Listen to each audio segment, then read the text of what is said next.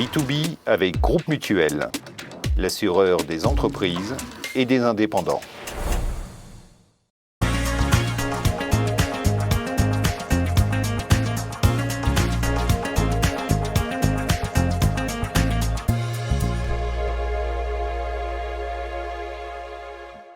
Bonjour à toutes et à tous, bienvenue dans B2B. Il était une fois un duo qui pensait la banque différemment. Il avait une idée, une vision, démocratiser l'univers des marchés financiers. Il voulait donner la possibilité à tout un chacun d'investir en achetant des actions, des obligations, des indices ou encore même des crypto-monnaies.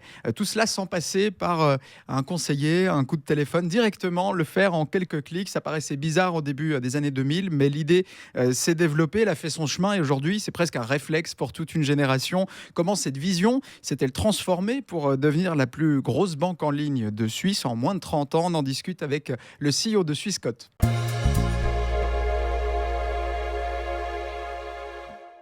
Bonjour Marc Burki. Bonjour. Merci Bonjour. d'être avec nous. Bonjour Elliot. Bonjour Vincent. Marc Burki, Swissquote a vu le jour en 2000. Déjà, c'est symbolique, 2000.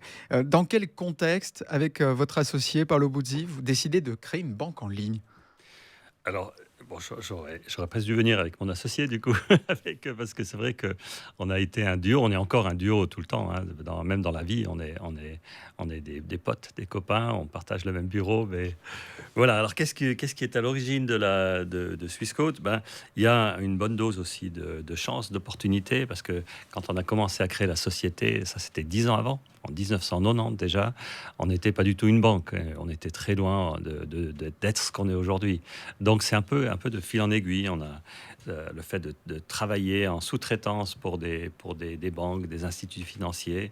Puis un jour, on a lancé notre propre produit, qui était un site web avec des informations financières. Natif, donc, en ligne. Dans les années 2000, tout n'était pas encore digitalisé. Non, moi je me rappelle. Alors le site Swissquote, il date de 1996.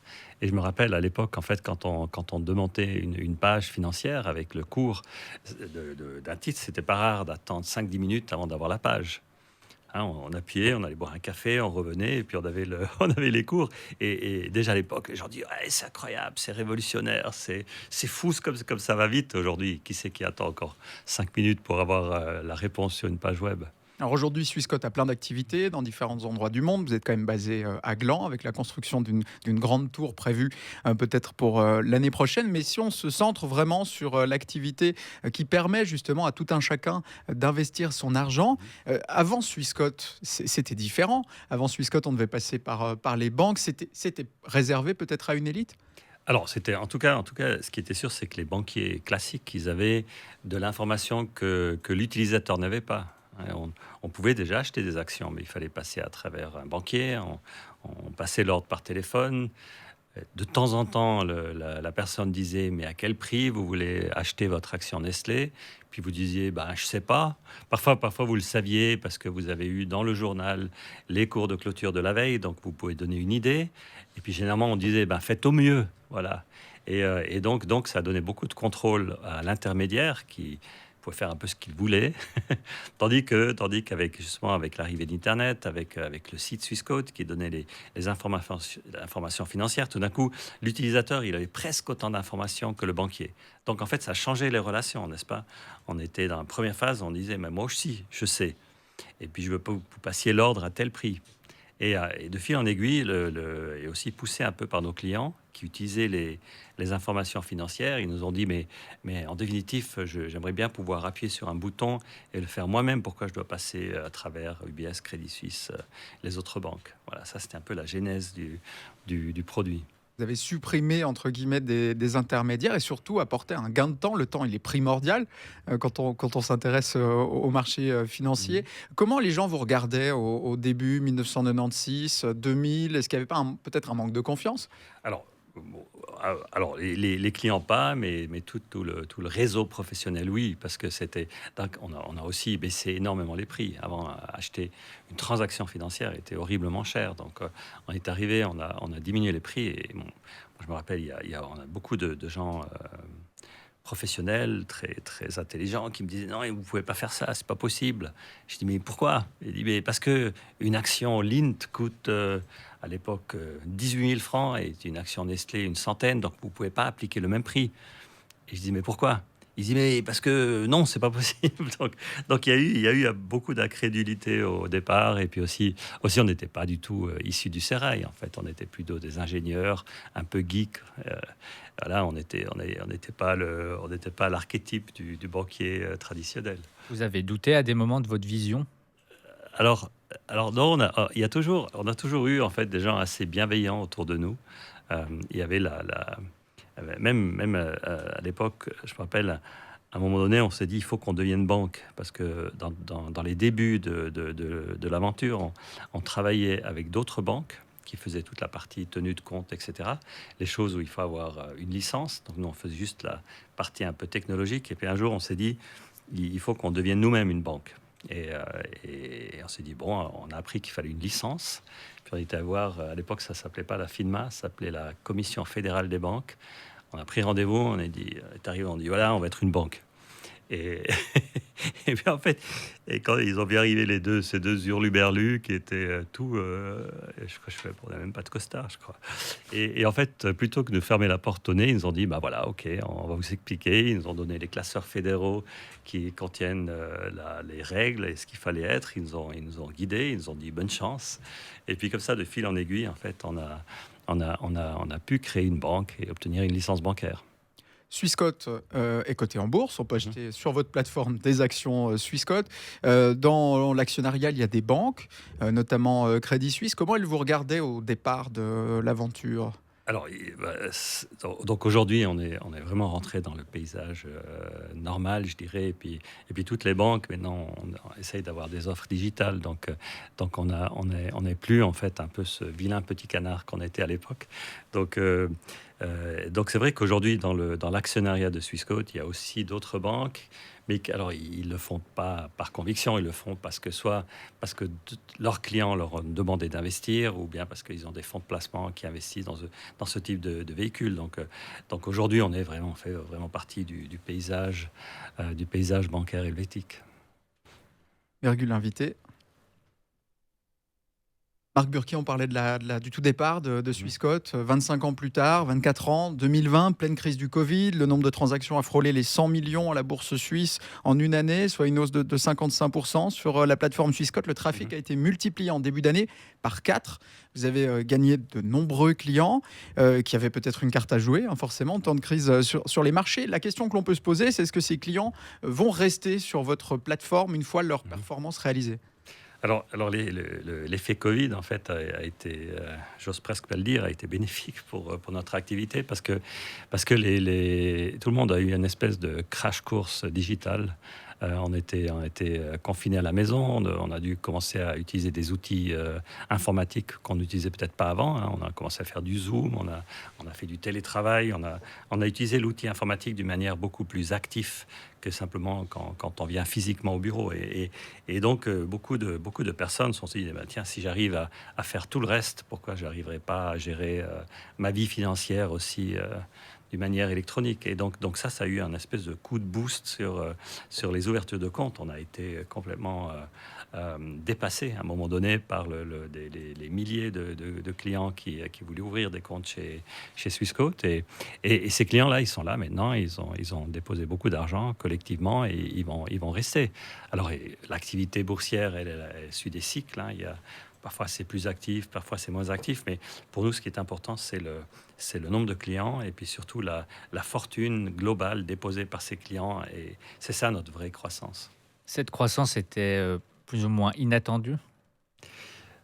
Alors, elle avait déjà bien commencé avant. Donc, si on regarde notre histoire, c'est vrai que depuis pratiquement la fondation de Swissquote, en fait, on n'arrête pas de croître. Alors parfois un peu plus, parfois un peu moins. Et là, depuis en 2019, on a doublé le bénéfice par rapport à 2018. En 2020, on a doublé le bénéfice par rapport à 2019. Et en 2021, on va faire la même chose. Donc c'est vraiment une croissance forte et exponentielle. Au premier trimestre de cette année, vous avez passé le cap symbolique des 400 000 comptes. Qui sont vos clients et que recherchent-ils sur la plateforme Swissquote? Alors, oui, c'est très divers, hein. Vous avez depuis la personne extrêmement fortunée qui déposera par exemple 100 millions, ça existe, et qui est très actif en fait, qui passe d'une structure de banque privée vers une structure comme la nôtre, parce qu'il se dit, mais finalement, je n'ai pas besoin d'avoir une banque privée qui gère mes avoirs, je fais ça très bien moi-même. Et puis, à l'autre bout de l'échelle, vous avez la personne qui va déposer 100 francs et qui a juste besoin d'une carte de crédit pour faire ses achats. Donc, on a vraiment tout le spectre de la clientèle. Mais le clientèle type, je dirais, c'est quelqu'un qui a une fortune, je dirais, un petit peu plus importante, qui va déposer chez nous 100 000 francs. En moyenne, hein, c'est vraiment la moyenne arithmétique. Si je prends la fortune globale des clients divisée par le nombre de clients, je suis autour de 100 000 francs, et qui va gérer son patrimoine pour la vie, en quelque sorte, hein. C'est quelque chose d'important pour lui. Il veut le préserver. C'est sa retraite, c'est son avenir financier futur. Donc, il fait très attention. Il est très prudent avec ses investissements. Et à côté de ça, vous avez aussi, alors, dans un autre registre, des spéculateurs fous qui disent, allez, je mise tout sur le dollar avec du levier parce que je pense que le dollar va augmenter. Et puis, j'espère faire un gain très rapide. Voilà. Et puis, si je perds, c'est pas grave, je ferai autre chose. Au niveau de la création de l'argent qui est généré par la fortune de vos clients, est-ce qu'elle est répartie de manière assez homogène? Grosso modo, est-ce qu'on gagne en fonction de ce qu'on rapporte, ou est-ce qu'il y a de temps en temps de l'argent qui bouge d'une poche à une autre? Est-ce que la performance est réalisée par uniquement quelques clients? Non, alors elle était. J'ai regardé en fait l'ensemble de la performance, hein. Si je prends la performance globale de tous les clients, en fait, ils ont battu le marché. Ce qui est déjà pas mal. C'est parce que battre le marché, c'est super difficile. Donc, Est-ce que tout le monde a battu le marché individuellement, alors ou est-ce que non, c'est non, alors, 3-4 personnes qui ont battu le marché pour tout le monde? non. Alors, c'est vraiment la très très grosse majorité des clients ont fait des très très bonnes affaires sur les 2 dernières années, parce que aussi c'est vrai que les bourses étaient super positives. Donc c'est pas juste quelques clients. Il faudrait que ce soit des clients super fortunés pour. Vous voyez, on a dépassé les 50 milliards d'argent sous dépôt. Donc ça se distribue sur des centaines de milliers de clients. Les clients Swissquote sont plutôt fidèles. Alors, je dirais les Suisses sont extrêmement fidèles d'une manière générale. Ça, c'est vraiment une particularité helvétique, c'est qu'une fois qu'on a un fournisseur, d'ailleurs pas simplement dans la banque, hein, aussi dans les télécoms, une fois qu'on est attaché à un fournisseur et que ça fonctionne bien, qu'il y a du répondant, etc., on est quand même. Il faut beaucoup pour changer de fournisseur. Et d'ailleurs, ça, c'était une des grosses difficultés qu'on avait au départ. Quand on essayait d'attirer les clients de UBS, ils disaient, non, mais vous savez, j'ai une relation depuis 10 ans, ça va très bien. Oui, ok, je paye plus cher, mais c'est pas grave. Donc en fait, il faut beaucoup pour arriver à entamer le mouvement. Voilà. Et alors, ce qui était une difficulté au départ est presque un avantage maintenant, parce que cette fidélité, évidemment, on la retrouve chez nous aussi. Mais est-ce qu'on n'a pas, parce qu'il faut évidemment innover en permanence pour rester dans la course, est-ce qu'on n'a pas peur d'être finalement un jour à son tour la banque qui vient se faire prendre ses clients par une toute nouvelle autre plateforme? Oui, alors ça arrive, hein. C'est un marché qui est super compétitif, et puis tout d'un coup, vous avez des nouvelles choses qui arrivent. Il y a 5 ans, on ne parlait pas encore de néobanque, hein, la banque sur une application, les nouvelles cartes de crédit, nouvelles formes de consommation des produits financiers. Il y a aussi le monde des crypto-monnaies. Donc c'est vrai qu'on n'est jamais tranquille, en fait. Ça va tellement vite, c'est tellement compétitif qu'il faut vraiment, vraiment toujours être dans attentif, et puis prendre des risques aussi, développer des nouvelles choses, prendre le risque de se tromper. On a fait des développements qui n'ont pas fonctionné, mais voilà, il faut garder cette fraîcheur un petit peu, et puis cet esprit start-up, parce que sinon on se fait dépasser. Vous l'avez dit, l'ensemble de vos clients ont battu le marché l'an dernier. Votre modèle d'affaires à vous, comment vous gagnez de l'argent sur les transactions? Alors, principalement sur les transactions, sur l'activité. En fait, si quelqu'un ouvre juste un compte et qu'il ne fait rien avec, ça coûte rien. et ça nous rapporte rien du coup. Par contre, s'il fait une transaction, s'il fait du change, s'il achète des dollars avec des francs suisses, etc. Donc à chaque fois, on gagne une petite commission sur la transaction, et c'est la somme de toutes ces petites transactions qui fait notre chiffre d'affaires. Cette transaction, est-ce qu'elle est variable? Si j'échange 100 francs ou si j'échange 1 million, est-ce que je vais payer le même prix? Alors, c'est capé, c'est-à-dire en fait, ça va être variable en fonction de la taille de votre transaction, mais c'est capé vers le haut. En fait, sur le marché suisse, c'est limité à 190 francs. Donc, même si vous faites une transaction de 100 millions, vous allez payer que 190 francs suisses. Marc Burki, comment est-ce que vous voyez évoluer les fondamentaux du métier? Vous-même, vous avez mis un coup de pied dans la fourmilière en arrivant avec Swissquote, la place financière suisse, où est-ce qu'elle en est?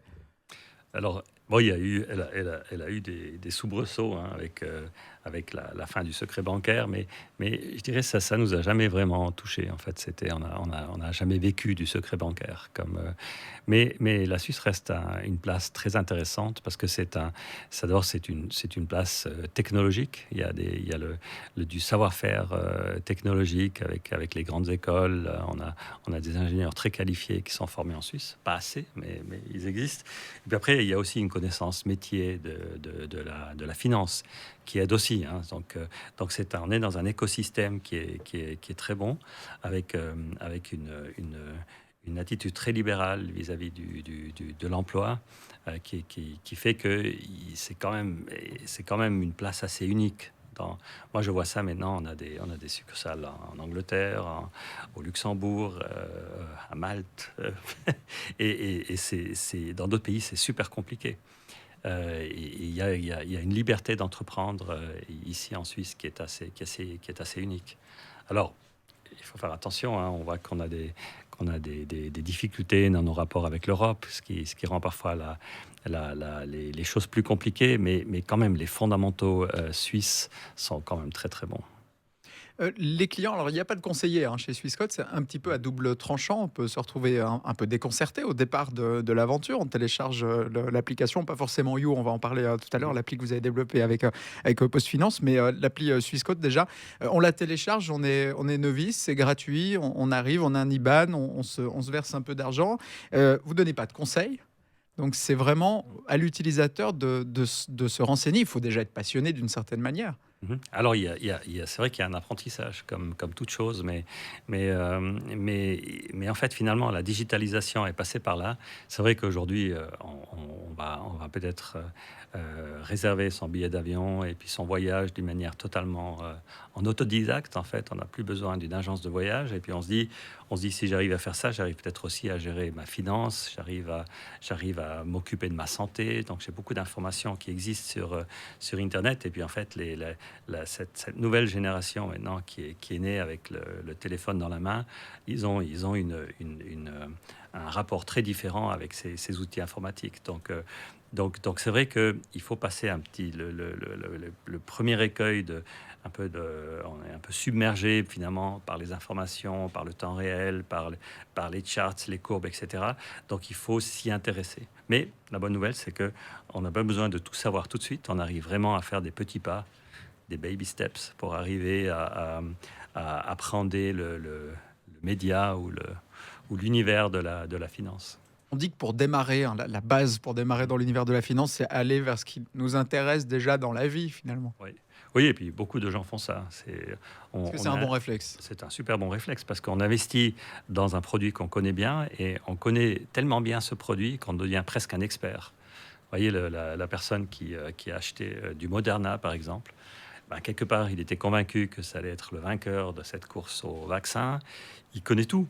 Et moi, je discutais avec un jeune gars. Il a acheté 2 actions Moderna quand ça valait 50 francs. Et donc aujourd'hui, ça vaut 400 et des poussières. Donc il était tout content. Mais il connaissait tout. Il connaissait tout. Il lisait tous les rapports. Il savait, il connaissait les. Donc c'est ça, je trouve assez fascinant. Et ça, c'est des bons investissements. Parce qu'il sait aussi quand est-ce qu'il faut prendre son bénéfice. Il m'a expliqué pourquoi aujourd'hui il n'investit pas dans Tesla. Parce qu'il y a aussi quelques actions Tesla qu'il a vendues. Il a dit non, mais maintenant tous les autres constructeurs automobiles vont arriver à faire de l'électrique. Donc il a une opinion fondée. C'est pas juste je mise sur rouge et puis j'espère gagner. Donc ça c'est des bons investissements. Il faut faire attention avec les certitudes quand même si on connaît bien un domaine. Alors, hein. absolument. Alors, il y a pas de vérité absolue et puis personne n'a la boule de cristal. Par contre, le fait de se mettre aussi des limites, de dire de temps en temps, je prends mon bénéfice ou bien je coupe mes pertes quand ça va dans l'autre sens, c'est de la bonne hygiène d'investisseur. Swissquote développe aussi tout un environnement propice au développement des portefeuilles des clients, propice à l'achat, avec une revue notamment qui aiguille. Alors, le but de cette revue, est-ce que c'est stimuler le volume d'achat ou il y a autre chose? C'est vraiment d'aider le Non, alors le client. disons, un bon investisseur est un investisseur averti. C'est quelqu'un qui a appris, qui s'intéresse et qui est aussi un peu passionné par la chose. En fait, la personne qui dit oh, j'achète ça parce que c'est un joli nom et puis je verrai bien, avec un peu de chance, je vais faire de l'argent. Ça, généralement, voilà, c'est un peu la loterie du coup. Non donc, ce qu'on met à disposition, c'est vrai qu'on met beaucoup d'informations, des blogs, on peut échanger avec d'autres utilisateurs, tout un tas des nouvelles économiques, les informations financières. Voilà. Maintenant, souvent, ce qui est difficile, c'est de faire le tri dans tout ce maelstrom d'informations financières qui vous tombent dessus. Virgule. Marc Burki, les Suisses commencent à épargner dès l'âge de 18 ans, environ 20% du revenu disponible chaque année. Est-ce que l'ouverture des crypto-monnaies via votre plateforme, vous étiez les premiers à les proposer, est-ce que ça vous ouvre un parc de clients encore plus jeune? Alors la Suisse est un pays assez particulier parce que c'est le pays en fait où les anglo-saxons ils appellent ça le equity ownership, donc le pourcentage de la population qui est directement propriétaire d'instruments financiers. Et la Suisse est l'un des pays avec le taux le plus élevé au monde, ou le plus élevé en Europe en tout cas. Donc ça c'est plus de 20% de la population adulte qui, d'une manière ou d'une autre, en fait, a investi dans des produits financiers. Et ça, c'est à peu près le double de ce que vous avez en France. C'est le double de l'Italie. Donc ça, c'est un pays assez particulier de ce point de vue-là. Et c'est aussi c'est une petite place financière. Donc le nombre d'entreprises qui sont cotées à la bourse suisse sont restreints. Donc c'est aussi un pays qui de tout temps a été ouvert sur d'autres marchés. Donc on achète facilement une action Microsoft et puis donc on a une ouverture d'esprit qui est assez particulière et qui est très différente d'un marché retail français ou allemand. Et donc les crypto-monnaies ont tout de suite très bien marché en Suisse. Parce que la base était là, en fait. Il y avait l'intérêt, il y avait la technologie, il y a la crypto-vallée près de Zug. Et donc, il y avait tous les ingrédients pour que ça fonctionne. Et les Suisses ont adopté assez rapidement et assez facilement les crypto-monnaies. Et puis, tant mieux pour eux. Ceux qui ont acheté un Bitcoin tout au début, ils sont certainement très contents, très contents aujourd'hui. La blockchain, le jeton, est-ce que ça peut représenter à long terme un risque pour votre industrie? Alors, non, alors j'aurais eu une réponse un peu plus nuancée il y a encore quelques ans, mais je pense que maintenant, vraiment, cette nouvelle finance, la blockchain, les tokens, les crypto-monnaies, je pense que c'est là pour durer. Et puis en fait même, on voit qu'il y a des à-coups, on voit qu'il y a des à-coups politiques aussi. On voit que selon les pays, en fait, on essaye de tordre le cou à cette finance un peu alternative. Mais la base maintenant, elle est tellement gigantesque. Il y a tellement d'argent qui est investi dedans. Il y a tellement de participants dans ces nouvelles technologies. Et puis la technologie elle-même, elle est absolument fascinante. Donc je pense que ça va rester pour durer. Il y aura des à-coups, hein. Mais on voit que les à-coups, en fait, ils ont moins d'effet sur regardez, si vous regardez un peu l'histoire du Bitcoin et puis en fait de l'influence qu'un Elon Musk avait sur la valeur du Bitcoin. En fait, il a toujours une influence, mais elle devient plus petite. Voilà. Au départ, il suffisait qu'il mentionne Bitcoin quelque part pour que ça prenne Crier au loup, hein. 30%. Voilà. Et aujourd'hui, maintenant, on voit que même quand la Chine dit que c'est illégal de traiter du Bitcoin, alors il y a une chute, c'est vrai, le marché réagit, mais pas jusqu'à mettre en danger la valeur de la monnaie. Pourquoi quand, par exemple, on parle d'un Bitcoin, ça parlera tout de suite plus à un jeune que, par exemple, parler d'une action de Microsoft?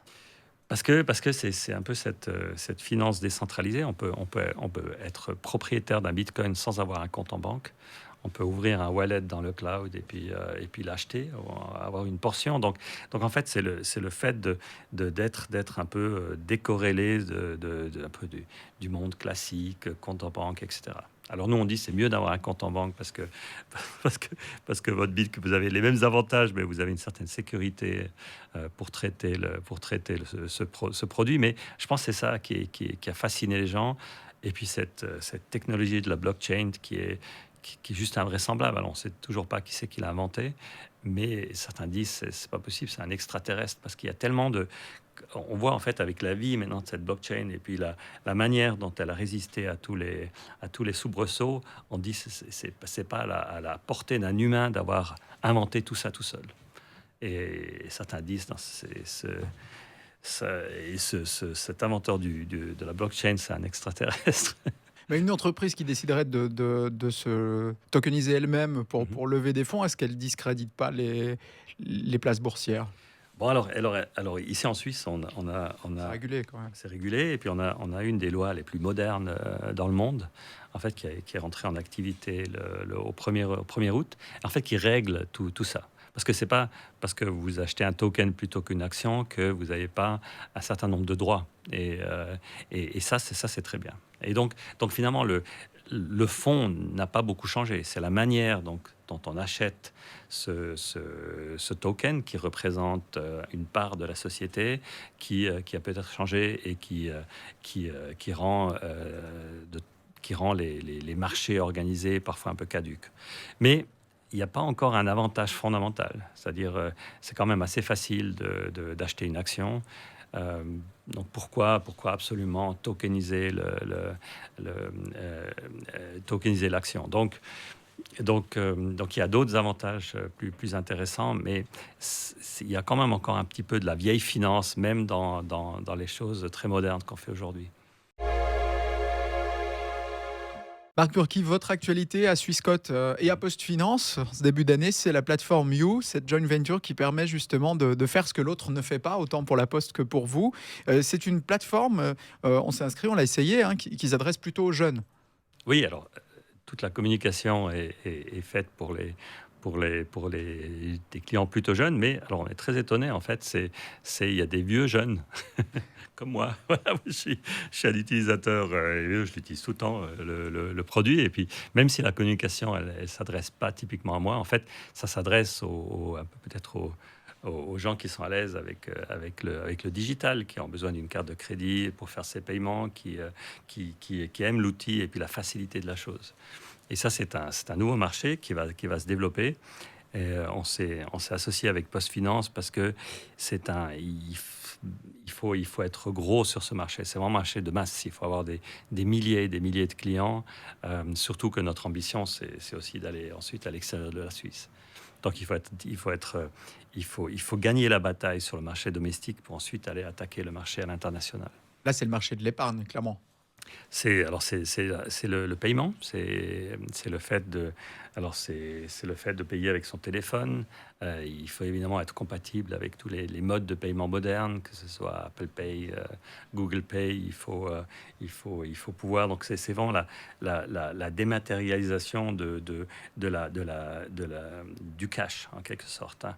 Et dans 10 ans, plus personne n'aura de la monnaie physique dans les mains. Déjà aujourd'hui. Moi, j'ai plus de porte-monnaie. J'imagine que vous non plus. On utilise tout en fait avec du paiement dématérialisé. Est-ce que les autres banques vous l'envient, cette plateforme, quand on voit parfois à quel point ça peut être laborieux avec des banques concurrentes qui n'ont pas forcément développé des applications si instinctives. Mais ça, c'est ça qui est bien. C'est qu'en fait, on n'a pas besoin d'être le plus riche pour arriver à faire le meilleur produit et celui qui a le plus de succès. Regardez CSX, Crédit Suisse, c'est un produit concurrent. Dieu sait en fait les dizaines de millions qu'ils injectent dans ce produit, ne serait-ce que pour le connaître. Quant à l'euro, c'était juste incroyable le nombre de campagnes et de pubs qu'il y avait autour de ce produit. Et pourtant, en fait, ils ne sont pas leaders du marché. Donc c'est ça qui est intéressant, c'est que la fortune ne fait pas tout. C'est l'innovation, la technologie, le fait d'être peut-être alternatif, un peu plus jeune, aussi dans la communication, ça compte. Et ça permet à des acteurs nouveaux d'avoir du succès. Est-ce qu'on peut, avec cette application, investir son épargne, par exemple, dans des indices et gagner 5% par an, ce qui est impossible aujourd'hui avec un compte épargne classique? Oui, alors on a des produits qui reflètent les indices. En fait, on peut investir dans les stars suisses. En fait, ça s'appelle un AMC, un Asset Managed Certificate. Donc, c'est un espèce de fonds qui est coté en bourse. Et vous pouvez acheter un tout petit morceau de l'ensemble des industries suisses qui reflètent plus ou moins le SMI. Donc ça, c'est des produits qui sont très appréciés par les utilisateurs. Donc c'est vrai que c'est une app qui permet de faire des paiements. C'était le but initial, mais on s'est dit il fallait une étape plus loin. Il faut aussi pouvoir faire de l'épargne, de l'investissement facile, acheter des crypto-monnaies, transférer de l'argent à un copain qui a aussi l'application. En 2021, maintenant, si on arrête, on fait une photo de cette année, est-ce que c'est la vision que vous aviez avec votre associé toujours, Paolo Buzzi, lorsque vous aviez créé Swissquote 1996 Alors, pas en 96, je dirais, parce que là, on faisait plein d'autres choses. On avait fait les sites du comité olympique, on avait fait le site olympique.org. Donc c'est vrai qu'au départ, en 96, Swissquote, c'était un des produits qu'on avait aussi. Et c'était aussi, on l'utilise aussi un peu comme un showroom, en fait, de ce qu'on était capable de faire en matière d'Internet. C'est seulement après, quand tout d'un coup, ce produit, avec les informations financières, a commencé à prendre de l'ampleur, qu'on s'est dit il faut vraiment qu'on se consacre là-dessus. Donc à partir de 2000, quand on est devenu banque, là on s'est dit on va devenir la plus grosse banque de Suisse. C'était ce qu'on se disait. Alors on l'est pas encore, mais on a quand même grappillé quelques marches. Vous n'êtes pas issu du monde bancaire de par votre formation, ingénieur EPFL en génie électrique. Qu'est-ce qui vous passionne le plus finalement? C'est créer la plateforme, c'est les marchés financiers, c'est les deux en même temps? Mais c'est peut-être l'approche ingénieure de la chose. Et je crois que c'est Bill Gates qui avait dit que la banque, c'était juste un morceau de logiciel. Another piece of software. Donc c'est le fait de pouvoir décomposer des processus complexes, mais avec des schémas simples. Et ce qu'on adore, c'est quand, aussi bien Paolo que moi, c'est quand quelqu'un nous dit non, mais ça, c'est pas possible, on peut pas le faire. Alors ça nous motive et on est capable de passer une nuit entière à essayer de prouver à la personne que oui, on peut le faire. Donc c'est un peu cette curiosité de l'ingénieur, et puis c'est un peu la formation donnée par les PFL qui dit vous n'arriverez pas à tout savoir, parce que le savoir universel est impossible pour appréhender. Par contre, ce qu'on peut vous montrer, c'est une méthode. Quand quelque chose vous y intéresse, c'est comment arriver à apprendre.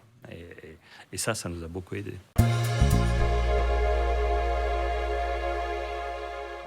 Vous avez un objet avec vous assez intriguant, on l'a vu depuis le début de l'émission.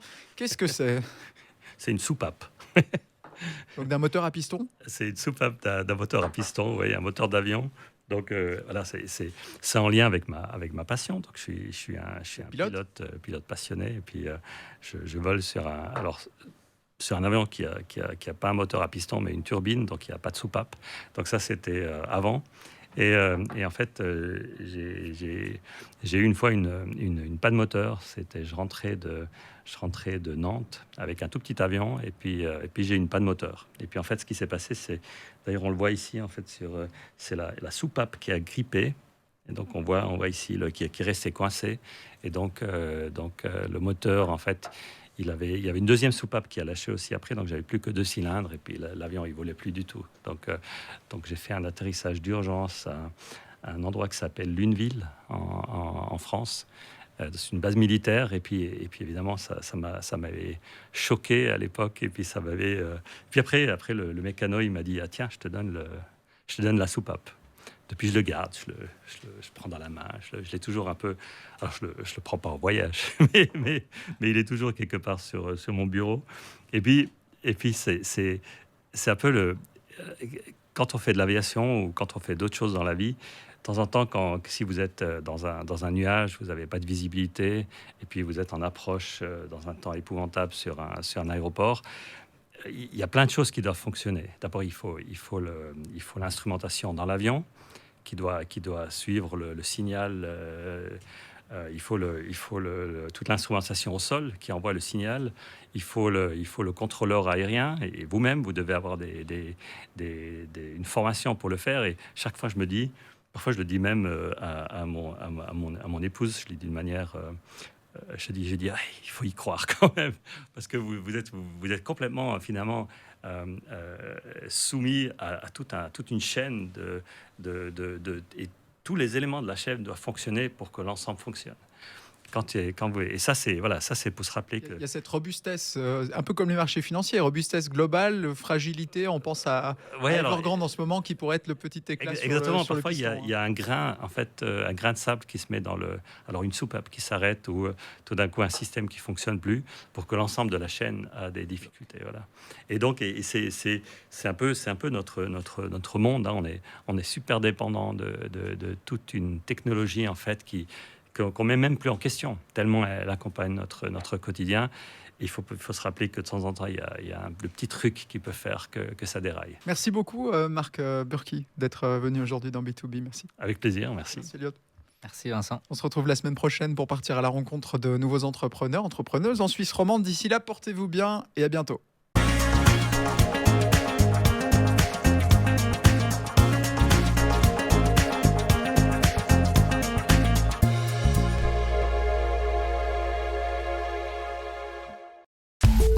B2B avec Groupe Mutuel, l'assureur des entreprises et des indépendants.